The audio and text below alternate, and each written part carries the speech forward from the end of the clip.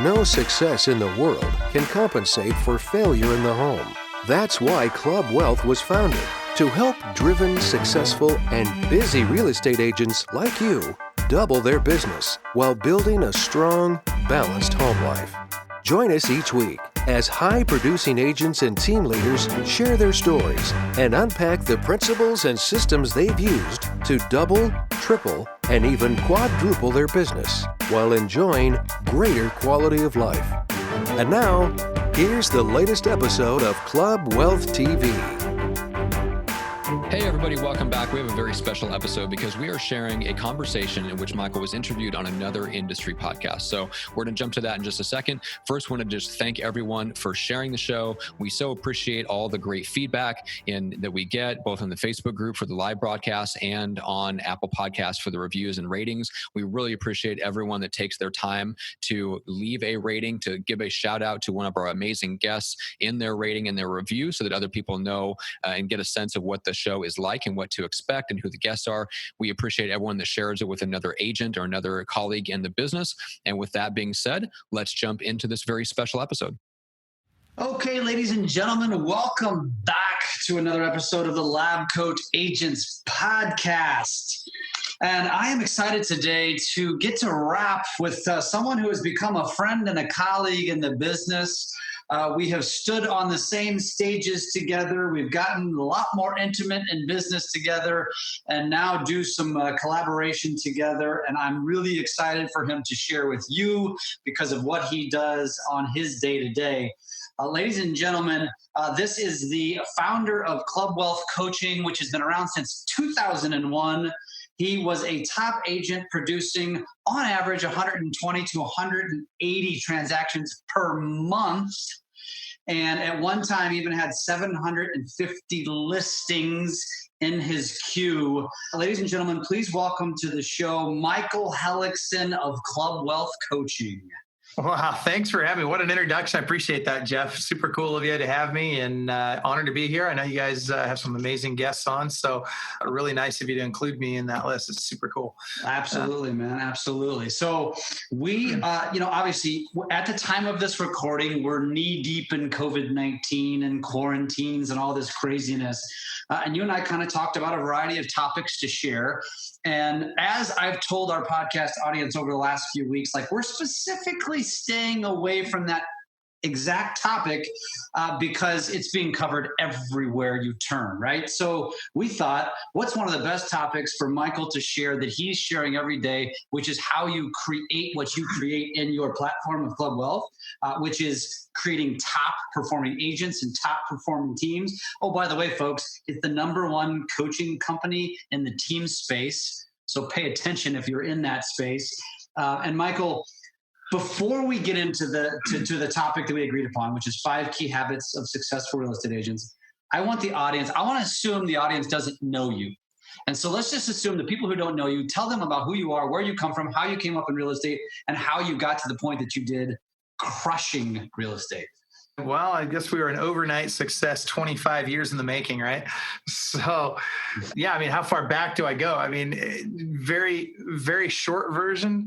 Started selling real estate in high school, 18 when I got my license, top agent in my office before I graduated, which really just meant that I was less broke than the rest of them, but I was still broke. So apparently we were all broke back then. And yeah, just, really duked it out, worked really, really hard for a long time. Started off, my very first coach in the business was Mike Ferry. Learned a lot from Mike. And then shortly after Mike, I kind of hit a plateau or a ceiling with him after a while. And then I started coaching with Brian Buffini, had some great success there. That helped me grow my production even further. And then hit a plateau there, started coaching with some other folks. I've coached with pretty much anybody you've heard of that's major. I've probably coached with them at some point. And learned a lot from each one of them. Got a lot of great things to say about all of them. And they all kind of helped me along my journey. And really helped me to develop into what eventually became the #1 team in the country. And what we figured out that I think for me at the time was an epiphany. I don't think the industry kind of kind of saw it that way at the time. But what we figured out was all these great coaches out there had all these great ideas and these great things they taught. Like, Mike was, the prospecting and NLP guy, right? And he was really good at those two things. And Brian's the referral guy, and he was really great at those two things. And we had all these different coaches that were great at the thing they did.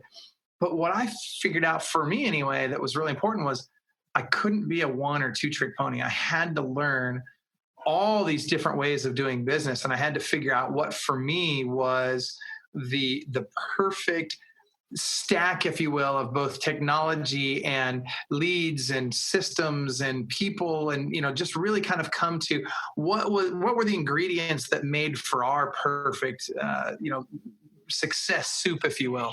And yeah, so from there, just it was a lot of hard work, but then we really kind of narrowed it down into, well, let's back up.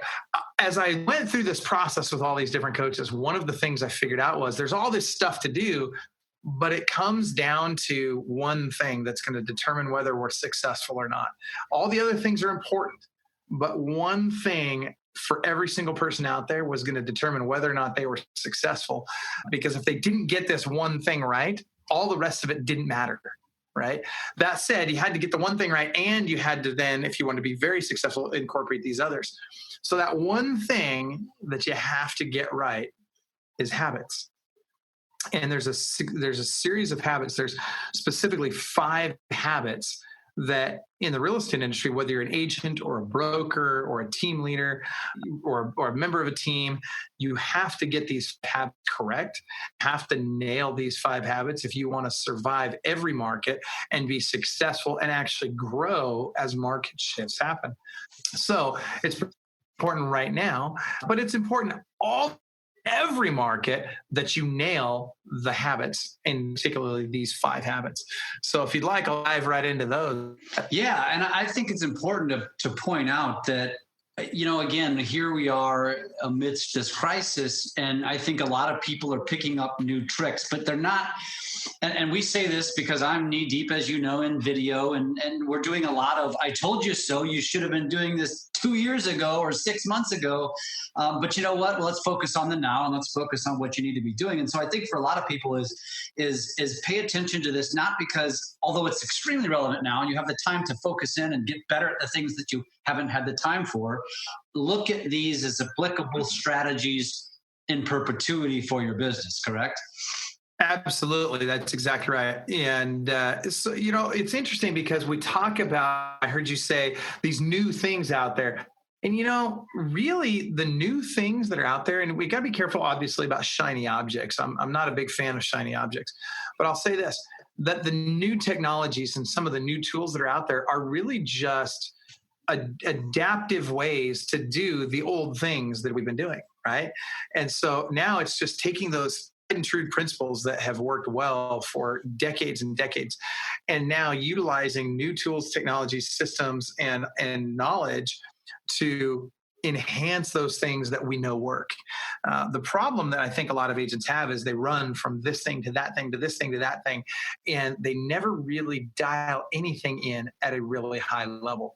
And so to start with, I want to start there. We've really got to dial things in at a high level. And again, that comes back to habits. It's interesting. People will try something for a little while, and if it doesn't work right away, they give up.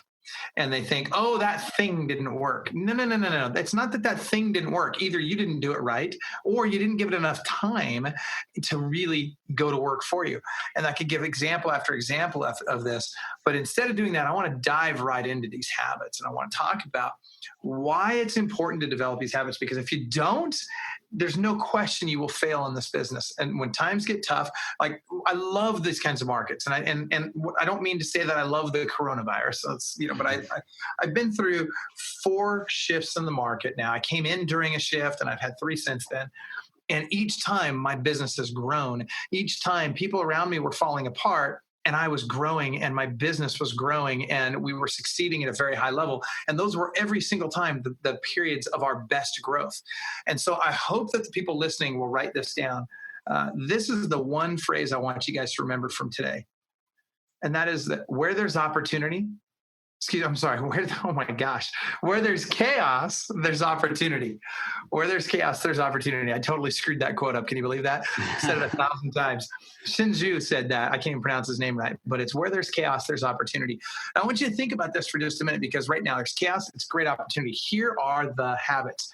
If you want to find the opportunities right now, and in any market, good or bad, develop these 5 habits and you will have no choice but to succeed. And the first of the 5 habits is lead generation. And lead generation happens in lots and lots of different ways. There's actually over 2,000 different lead sources in real estate today. What's interesting is you don't need 2,000 to make $1 million a year. In fact, if you just want to make 6 figures in real estate, you need between 10 and 15 lead sources that are consistently throwing off business for you. Now, as we talk about this, it's important to understand the difference between chasing business and attracting business. And early in your career, if you're in what we call tier 1, so you're doing 0 to 25 transactions a year, you're in what we call chasing business. Why? Because you have more time than money if you're in tier 1. And so you're doing things like cold calls, FSBOs, expireds, all that kind of stuff where you're door knocking, whatever. You're doing things that you go spend time and you get business.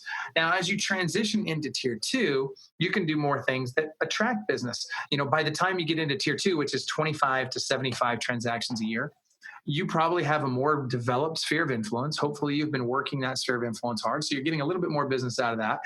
And you now have a little bit of a track record out there. You've got some dollars coming in. You're able to use those dollars for some marketing. Maybe you're doing some Facebook advertising. Maybe you're buying some leads. There's all kinds of ways to bring business in. But now you're starting that transition from chasing to attracting business. So what we want to do with our lead generation is we want to make sure that as quickly as possible, we make that transition. Next, we want to diversify our lead flow. Now, here's something very scary about referral-based business. And I will tell you that agents that rely solely on referral-based business are going to struggle to continue to keep their production where it's at. Why? Because the amount of referral-based business that's coming in on a per agent basis is lower than ever before. Here's some National Association of Statistics, National Association of Realtors statistics to back this up. So 6 years ago, 61% of the average agent's business came from sphere of influence, past clients, all that kind of stuff. So we're going to just call that sphere. 61% just 6 years ago. So 2018, so a year ago, that number had dropped to 41%. That's a massive drop, you guys. Went from 61 to 41. Now, we don't have the actual number from 2019 yet, but I've heard that it's in the 30s. Why is that number dropping? That number dropping is a major indicator as to what's going on in real estate today. And here's what's happening. Jeff, take a guess on how many buyers start their search online. Gosh, you mean from a percentage standpoint? Yeah. What percentage of buyers do you think start their search online? Man, I'd say 75%. 92. Wow. 92%. That is a crazy number. I mean, dude, 10 years ago, that would have been like unheard of. Even 5 years ago, not even close. 92%. Now, here's the really scary part. Of that 92%, 72% work with the first agent they come in contact with. Now, isn't that crazy? Here's what's really interesting about that statistic. Have you ever run into an agent and you're just like, why would anybody pick that agent? Why in the world would anybody choose to do business with that knucklehead? I don't understand. I know that everybody listening to this right now is thinking of 4 or 5 agents that are coming across their minds right now. They're like, oh my gosh, I could rattle off a whole litany list of agents like that. Well, guess what? The reason why is that was the first agent they came in contact with. That's it. And so here's the key. We have to be first. Now, am I telling you not to do referral-based business? No, not at all. I absolutely believe in referral-based business. I will tell you this, though. If you're relying on it for more than 25% of your business, you've got some challenges ahead. And I'll tell you, it gets even worse in a recession. When recessions hit, when someone's house is in foreclosure, for example, they don't call their buddy up and say, hey, man, I'm about to lose my house in foreclosure. Do you have a great real estate agent you could refer me to? Right? Said no one ever. Right? They just don't do that. Instead, what they do, and I've been on literally thousands of these appointments. I want to, for many, many years, I was going on 6 to 8 appointments a day. And I'll tell you that a huge number of those appointments were distressed sellers. And I'll tell you, every single time, here's what I get. I list their house and they say something like, hey, Michael, is it possible to not put a sign up in the yard? Because I don't want my neighbors to know that we're going into foreclosure. Like that. So they're afraid for their friends to even know they're moving. And they generally don't even find out until it's too late. That's why one of the, a coaching company that I used to be a client with years and years and years ago, great coaching company that really spends most of their time in the referral sector. They almost went out of business in 2008 and 9. And this is a great company led by a great person who does a lot of business and very smart business person. It wasn't their business, their business acumen that was the problem. It was simply the fact that it was solely reliant on referrals. And so, again, when the market recedes, so does the referral-based business. And what's really interesting is in the most profitable time, the best period of time we've seen, the best economy we've seen in my lifetime has been, this last, we'll call it 10 years.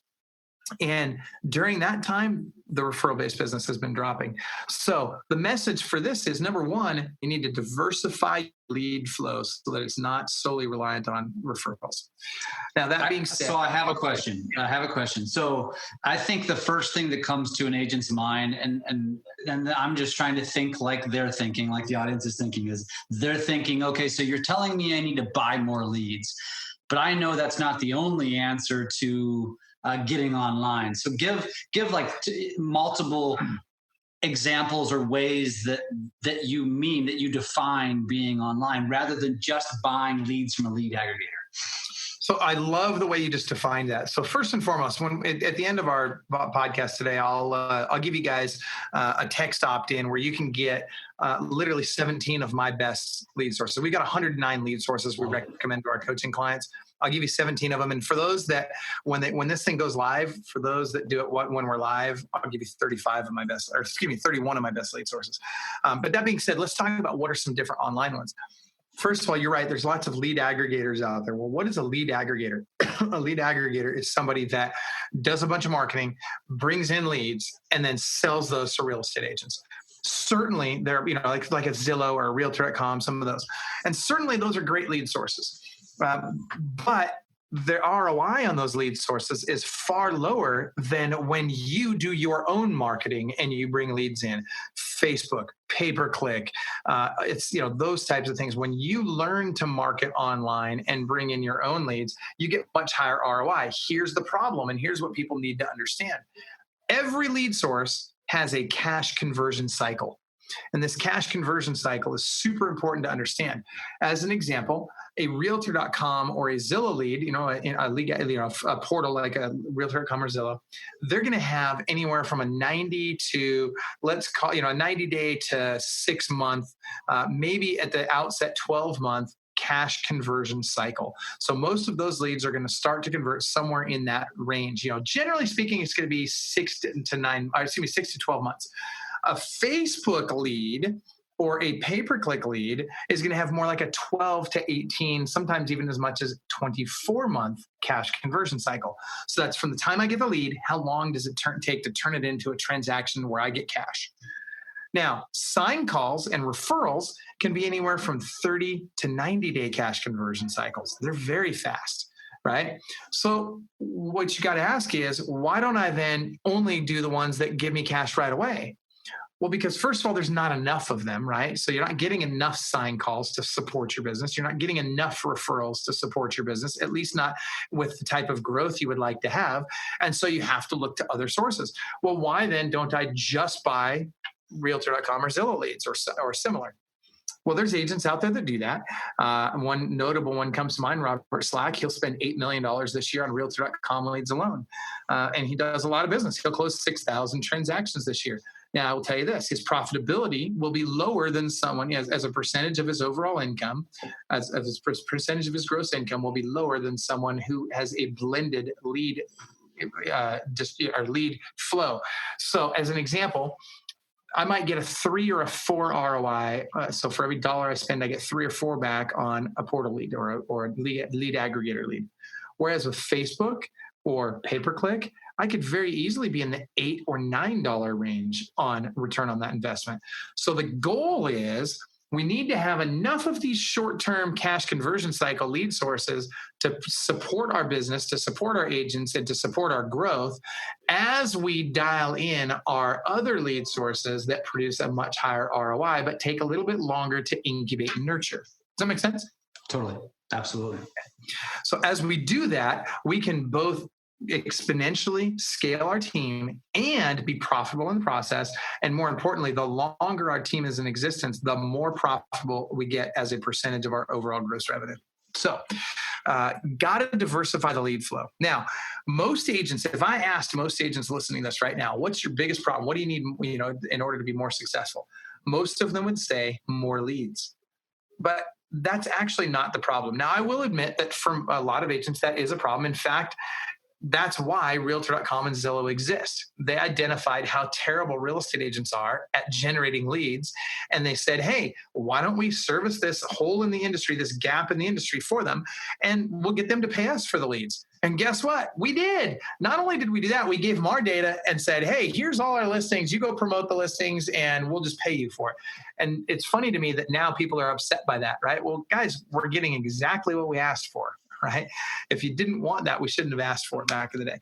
So that being said, what they've also figured out is so remember, habit number one is lead generation. Mm-hmm. What they also figured out is the only thing that we suck worse at as an industry than lead generation is lead follow-up.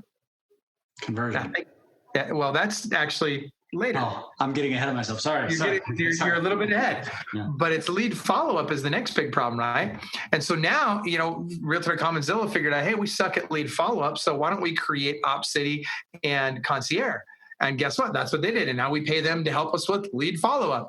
Well, guess what? If we were doing this in-house, we wouldn't have to pay for that, right? So first we got to nail lead gen, then we can nail lead follow-up. And again, these have to be habits. In fact, the first 3 habits have to make up 90% of our day. So if you just do the first 3 habits for 90% of your day, all the rest of everything you do in real estate will basically take care of itself. Interesting. You have to do these 3 habits. And if you fail to, you will not reach, you'll get exactly what you deserve, right? If you do it at a high level, you'll succeed at a high level. If you fail to do it at a high level, you won't, but you'll get you'll reap whatever you sow. So lead follow-up, let's talk about lead follow-up. There are some very, very important aspects of lead follow-up that are very clear for some and very obscure for others. The first is speed to lead. We have to get to these leads quickly. Actually, about 8 years ago, the Harvard Business Group did a study, and they figured out that if it takes you longer than 5 minutes to follow up with a lead, your chances of connecting with that lead drop by 900%. Now, that was 8 years ago. How much harder is it now? A lot, right? Of course. Now that number is 30 seconds. If you fail to connect with the lead in the first 30 seconds, you are going to struggle. And I'll tell you why. I did a very informal study with one of our coaching clients, Jesse Zagorski, down in San Diego, California. He's got an ISA, or had at the time an ISA named Benson. And I asked Benson, I said, what I want you to do, Benson, is I want you to contact every one of those leads. The second it comes in, I don't want you to look it up. I just want you to hit send on your phone and call them. And so he did this for 2 weeks. And he got really good. He got his speed to lead down below 30 seconds. And when he told me about this, I asked him, I said, so how many agents, while you were talking to that person, how many other agents called them? And he says, on average, it was 4 to 5 other agents when he was on the phone with them in the first 5 minutes. So we devised a radical plan. I said, Benson, here's what I want you to do. Because I want you to eliminate the competition. I want you to make it so you don't have to worry about any of those other people calling this client. So what do you think I told him to do? I'm actually very excited to hear what the answer is. I'm intrigued. Keep them on the phone for 5 minutes. Duh. Right? Right? How crazy is that? Literally just keep them on the phone for 5 minutes. Yeah. And by doing so, here's what we know. Those agents are virtually completely unlikely to ever contact that person again, because most agents will not follow up. And if I've done my job and I've built a relationship on trust, the acronym for that is BROT, BROT. If I've built my relationship on trust, then guess what? So if I've established rapport with this person, the chances of them calling those other agents is almost next to nothing as well. So keep them on the phone for 5 minutes. Now, I'll tell you how competitive it is today. So remember, I was talking to you about Robert Slack. His average speed to lead, 16 seconds. 16 seconds. That's how competitive it is now. So we got to get our speed to lead nailed. This is really, really important. Interesting. So it's not just the follow-up in general, it's also the, like you said, keeping them on the phone, which is essentially blocking out your competition. That's correct. Now watch this. What happens if I call them up and they don't answer, which happens more often than not, right? Mm-hmm. So most agents would then at that point, they would say, well, just leave them a voicemail. To which I would say, no, that's the worst thing you can do at this point. Remember, we want to go from chasing leads to attracting leads. So watch this. I'm going to show you in a very simple process how to get this lead 83% of the time to get on the phone with you. Okay. Huge, right? 83% of the time. So here's what you do. You're going to call them up. If they don't answer, you're going to hang up the phone and you're going to do what we call a double dial. So you're immediately going to call them back. Now, if they don't answer again, still do not leave a message. Instead, I want you to send them a 3-word text message. So here's the process again. So I call them, they don't answer, right? And I want you to think about this in the mind of the consumer, right? Let's back up. If you're a parent, you have children, right? Mm-hmm. Imagine what it would be like if someone from a number you don't recognize calls you up, you don't answer, they don't leave a message. They call you again right away. You don't answer. They don't leave a message. And then you get the following 3-word text message. Now, this text message is very important. It's very simple. Okay. Is this, and then whatever name they registered with, is this Susie? To which they almost always reply. Because now at this point, they're starting to think, this is odd. Something's off. Right. So like if this has gone on and they've got kids, they might even be thinking, oh my gosh, like something's wrong with my kids. Like either one of them's in the hospital or in jail, depending on which kid it is. Right. Sure. Yeah. So now all of a sudden they get this 3-word text. Their response is almost always going to be, yes, who is this? So already I know that I've got the right name of this person, right? I've got their correct name. So that's helpful. Next, I've got their curiosity. So now here's how you get them on the phone 83% of the time. There's another 3-word text message you send out. It's simple. Are you available? No. You're close. Oh, it's a good try, though. I like that. No, not that. Very simply, calling you now. Right? Okay. Now, how's that for urgency? Because if I'm a nurse or I'm a doctor or I'm a police officer, I'm not going to say, are you available? I'm going to say, calling you now with authority, right? And so all of a sudden they're freaking out. They pick up that phone when you call, and now you get to actually have a conversation. Now, occasionally, not very often, but rarely, you might get somebody who's like, oh my gosh, you had me so freaked out. I thought something was wrong with one of my kids. What are you doing? Oh my gosh, blah, blah, blah. And here is your response. Super simple. I'm going to turn them from frustrated or angry or whatever into super happy with you. Very simply, you're going to say, oh my gosh, Jeff, I am so sorry. You had reached out to me on 123 Main Street, and I just wanted to make sure I wasn't dropping the ball on my end. I just wanted to find out, did you just want the prize? Did you want to set up a time to see it? Or can I just answer some questions for you? And all of a sudden they are disarmed. All of a sudden now their response is, oh, okay, well, in that case, I just want the prize, right? Yeah, we kind of wanted to see it or whatever. But now you're having a very different level of conversation because you came from contribution. Your attitude toward this was, I didn't want to drop the ball on my end. I want to make sure that you were taken care of. So let me ask you this. Does that actually, I've never been a lead guy. And first of all, I'm, obviously in the mortgage business, not the real estate business. But even then, these people just this year, we just talked about speed to lead. They clicked on something, within the last 60 seconds. Does that really happen all that often to where they act like they're oblivious to what they just did? All the time. And what you got to remember too is they're on 20 different sites and they're getting calls from 40 different agents. Yeah. I mean, and people say, oh, but Michael, I buy exclusive leads. I got news for you. There's no such thing as an exclusive lead because people click on every site out there. They're not just clicking on one site. Right. So you might get an exclusive lead with one aggregator, but you're discounting the fact that they were on their phone and multiple websites and all that jazz getting other leads. That's exactly right. Good point. Yep. Yeah. And so and by the way, I don't see the value in exclusive leads anyway, for the most part. Now, there are certain exclusive seller lead sources that we use that I do see some value in, but for the most part, most quote unquote exclusive lead sources are not worth paying for exclusivity because frankly, I'm going to outmatch my competition anyway. I'm going to call faster. I'm going to be more tenacious. I'm going to follow up better than they are. So now let's back up to this. That will get you on the phone with 83% of them. What about the other 17%? What about those folks? How do I make sure I connect with them? And this is really important. Write this down for those of you that have the ability to do so. The fortune is in the follow-up. Now, I know you've heard that before, but you got to remind yourself that the fortune's in the follow-up. So I was doing all that listing and all that business back in the day.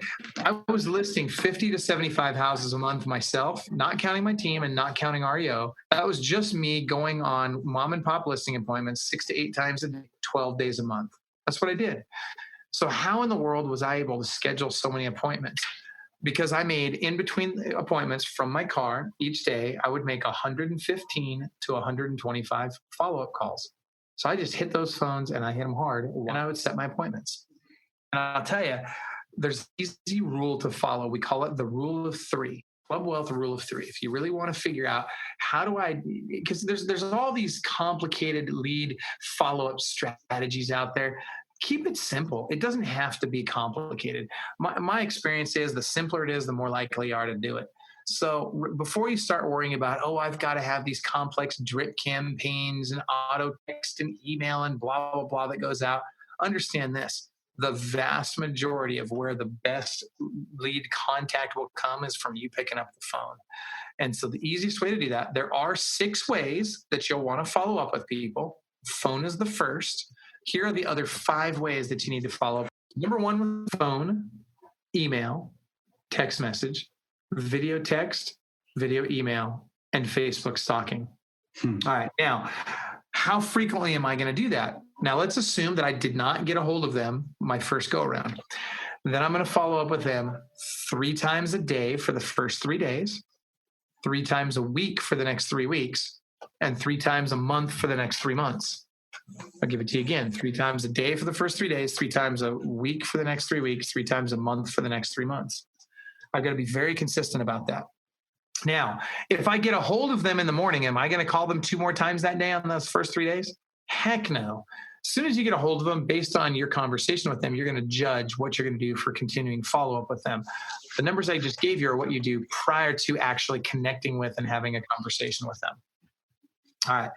Now, generally speaking, if they tell you, hey, I'm 6 to 9 months out, you're going to cut that time in half and you're going to follow up with them. Say 6 months, you're going to follow up with them in 3. That's a good general rule. Now, in the meantime, get their permission and send them other value in the meantime so that it's not just, all of a sudden I get a cold phone call from Michael 3 months down the road. In the meantime, I want to be sending them information that's valuable and important to them. So we don't have time to go into that today, but just know nurturing process is the critical component that is going to separate highly successful people from those that are not as successful, or I should say it's one of the critical components. Love it. All right. So habit number 1 is lead generation. Yep. Habit number 2, Follow up. lead follow up. And that brings us to habit number 3. And habit number 3 is something that even drug dealers do better than real estate agents. How crazy is that, right?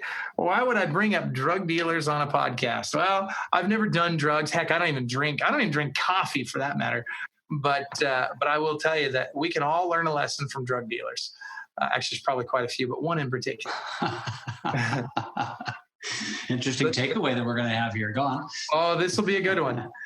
So the problem we have to solve is lead conversion. That's habit number 3 is lead conversion. And real estate agents are, as an industry, we are terrible at lead conversion. And so what do we need to do? Well, 1, we can hone our skills and we can get better at lead conversion. That goes without saying. But I'll tell you this, we have to take simple steps right now, take a lesson from drug dealers and change the way we convert leads. So watch this, Jeff. As a lender, you're gonna probably flip out a little bit when I say this, but you'll probably like it when we're done. So what is it that most agents do? They get a live buyer on the phone, and before they go show them houses, they want to make sure they get them pre-qualified. Yeah. Yeah, exactly. Get them pre-qualified or get them pre-approved, right? Mm-hmm. All right. That is the worst thing they can do right now. That's the worst thing you can do. That is what we call sales prevention 101. See, that's not service. And remember, we're in the customer service industry. What that is making people jump through our hoops, right? Yep. So a drug dealer doesn't say, well, prove to me that you got money before I'm going to let you taste my product, right? What do? When the drug dealer wants to get you as a client, they give you the first one free. They get you hooked. Hooked. That's exactly right. So that's the phrase. Write that down. First one's free, then you got to pay. First one's free, then you got to pay. Now, I want you to think about this principle for just a minute. So, Jeff, do you sell better voice to voice or face to face? I would say face-to-face, hands down. Absolutely. Everyone does. Everyone now. And I don't care what's going on in the world. I mean, I get it, right? You know, we got to take precautions, and it's, you know, with what's going on right now, maybe we can't get face-to-face in person as often as we once could. But guess what?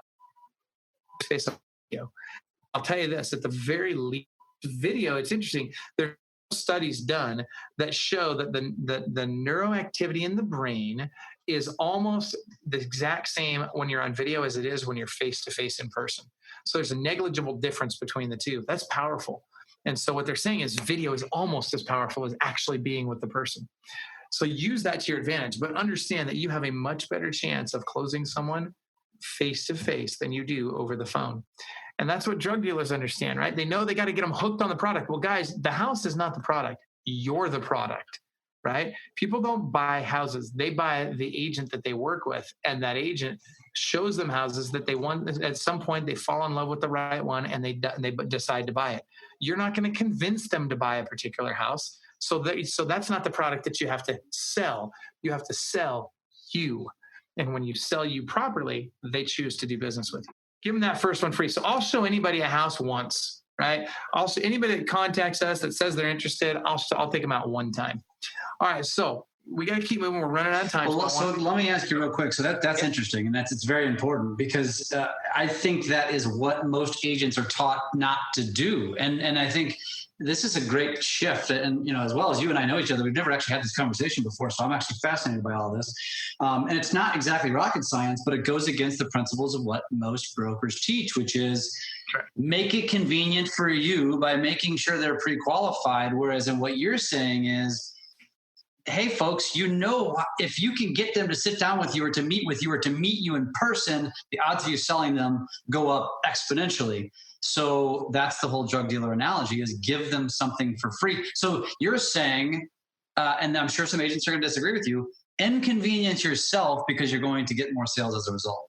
Absolutely. You know, is it convenient to get up in the morning and make phone calls? Is it convenient to get up and go to work every day? Come on, man. I mean, that's exactly what our business is about. You nailed it, Jeff.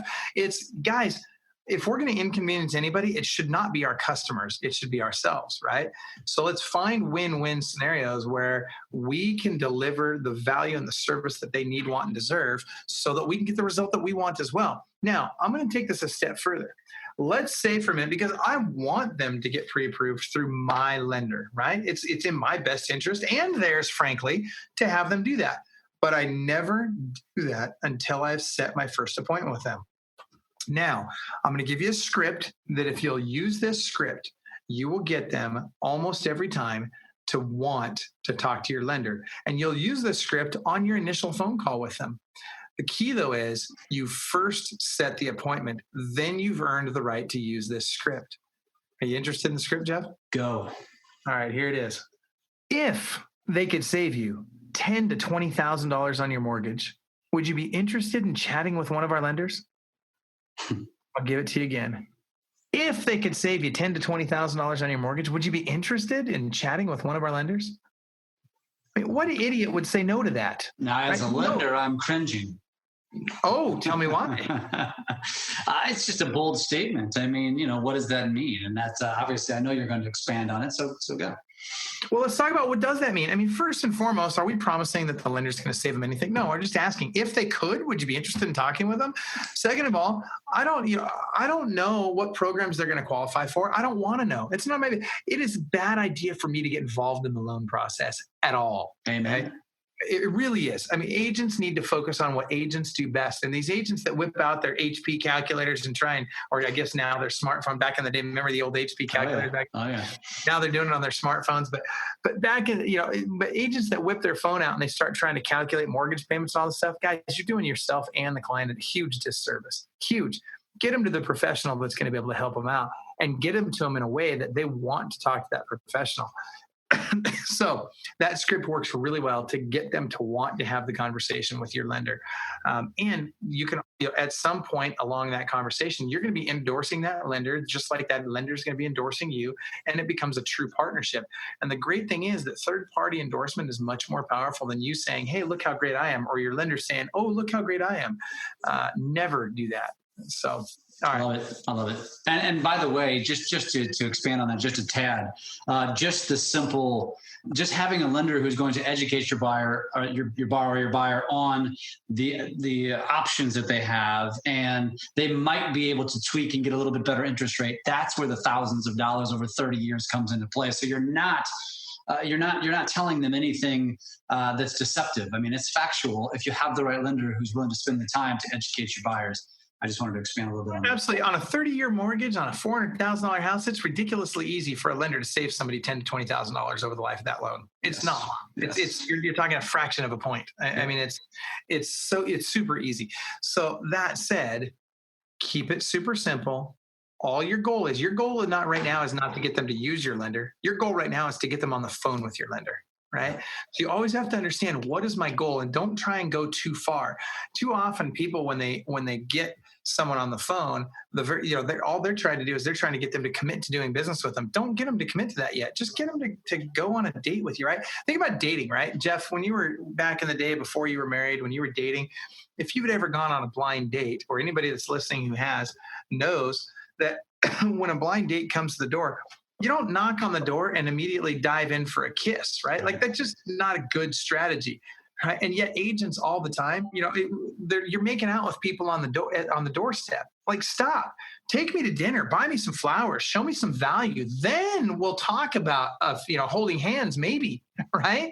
But don't ask me to commit to something I have no idea what we're even talking about yet. So very important to take it slow with those relationships. All right. Now, so habit number 3 is lead conversion. Very important. Now, habit number 4 is also very important. And I want you to write this down. The core value at Club Wealth is no success in the world can compensate for failure in the home.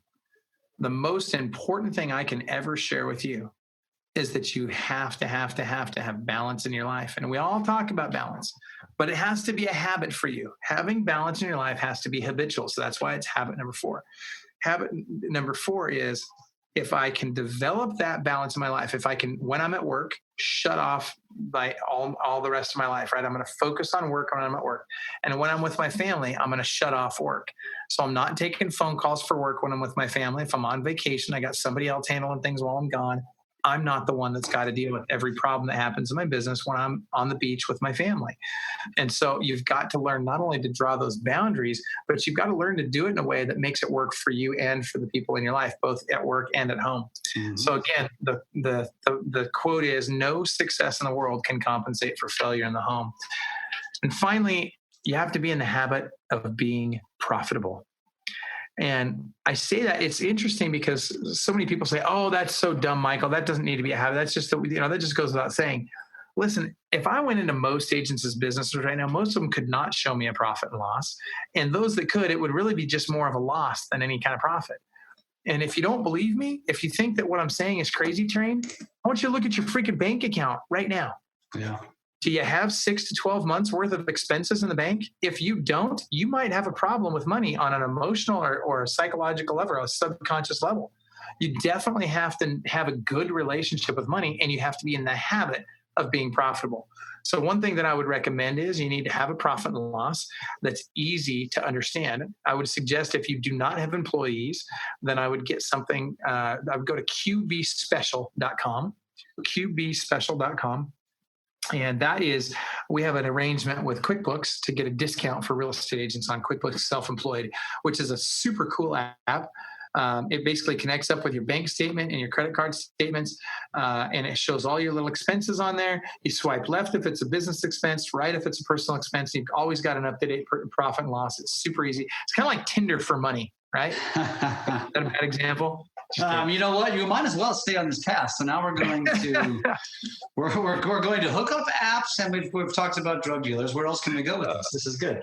That's awesome. And by the way, I've never been on Tinder, but I heard there's a lot of swiping going on there. So I couldn't even tell you completely what it's about. I'm not sure I want to know. But my point is simply this: they make it really simple to keep track of your finances, and you need to be looking at your profit and loss. If you have employees, you need to be in something more robust like QuickBooks, but you need to be looking at your P&L at a minimum of once a month. I would recommend the first Sunday of each month. That way it's a repeating appointment, and you do it prior to the week. And so you kind of get your week started off thinking about, where am I spending the money?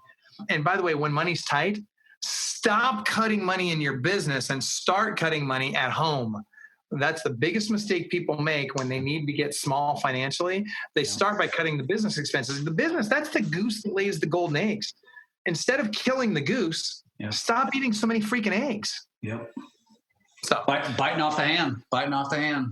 That's exactly right. So habit number 5 is be profitable. So I would suggest those are the 5 habits that you need to develop in your business: lead generation, lead follow-up, lead conversion, being profitable, and maintaining balance in your life. And with that, Jeff, I think we are just about out of time. Would you like me to share those leads? Yeah, absolutely. So again, if you weren't paying any attention, there's a lot of golden nuggets that he shared in there. He just repeated the habits again: lead gen, follow-up, conversion, balance, and profitability, which I can't discount any of those. And I wish we had more time to go deeper. But with that said, I think it's important to let our listeners know, if they want to get a hold of you, how can they do so? And you mentioned the text. So please share. All right. So essentially, I'm going to give you a phone number. It's 727-287-5993. So send a text message to this number. I'll give it to you again: 727-287-5993. And just send the words Club Wealth to that number. I'll give it to you one more time: 727-287-5993. 93. Text the word Club Wealth there. And then what I'll do is, it's called an ethical bribe, right? So I will, in exchange, because I would love to have your contact information. So when you text that number, I'm going to give you 17. Actually, if you do it while we're live right now, you'll get 31 of our best 109 lead sources that we recommend to our coaching clients. So text that right now. Another place you can go is if you go on Facebook and you search for the Club Wealth Real Estate Agent Mastermind Group. You can certainly jump in there. A lot of great information in there. But I would really recommend get those lead sources, because you got to get your lead sources diversified. I love it. Michael, this has been fantastic. So again, you got the text, 727-287-5993. Go to Club Wealth Mastermind on Facebook. I'm in the group. I share in the group. It is a fantastic group of 30-something thousand real estate professionals. And I think it's a great place for agents to go to just expand upon just their knowledge base and learning from different individuals in the business. So Michael, this has been fantastic, man. I really appreciate you being on. Like I said, we've gotten to know each other, off camera, if you will, and just getting to have these conversations with you are always enlightening. This has been fantastic. And I really appreciate you being on with us today. Well, feelings mutual, man. Seriously, I appreciate you having me. And by the way, and I know you won't do this, but I will on your behalf. Seriously, if you guys haven't connected with a lender, if you need a lender that's going to work a little differently with you, and who's really going to work hard to be an actual partner with you instead of just a leech that wants you to send them business, you need to reach out to Jeff. I got to tell you, I've worked with lenders all over the country, and some great people too. I'll say there's other great lenders out there also, but I got to tell you, Jeff's the real deal. And if you want to work with somebody that is really going to be a partner with you, and it's going to be a two-way relationship instead of just you sending them a bunch of business, reach out to Jeff. So. Very, very nice of you. That is in 55, 6, 7 episodes. It's the first ever plug that's ever been given to me. So thank you, my friend. Oh, my pleasure. Yeah. Awesome. I'm glad you were okay with it. I thought maybe you were going to give me a hard time, but like, Michael, I can't believe you did that. You know, what the heck, you know, what's the harm really? If they don't know what I do by now, I'm pretty much irrelevant to them anyway. So, so awesome. I appreciate you again, Michael. And obviously we'll be talking again very, very soon on other platforms. And of course, we've got your event coming up in a month. So looking forward to that. And we'll definitely be in touch. Sounds great. All right. Awesome. Thank you so much for having me, Jeff. Thanks, brother. Talk soon. Yeah, bye-bye.